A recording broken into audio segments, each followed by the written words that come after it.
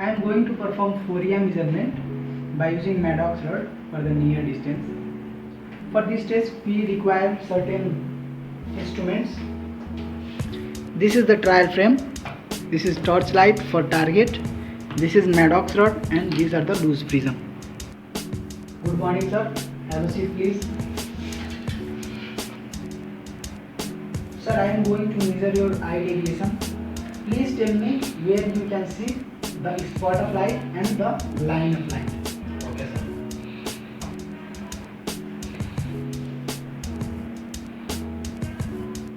Is this comfortable?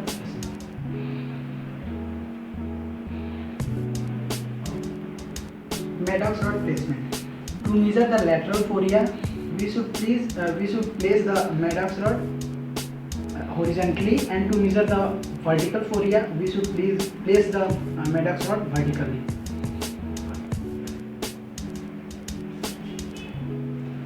At 40 Light off for that. dim.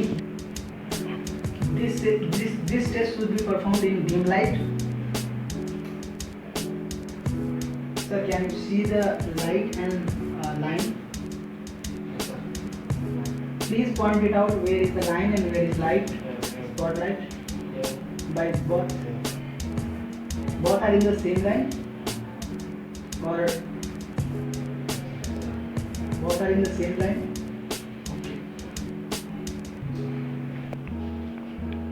In this case, the patient sees the spot and the stick light on the same line. So this is case of orthophoria.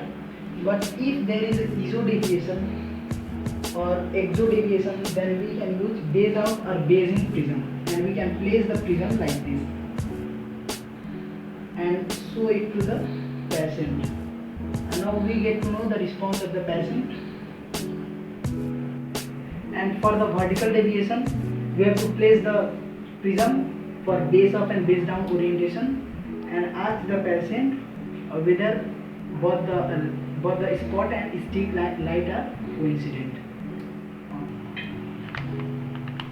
This is a spot of light and this is a stick of light.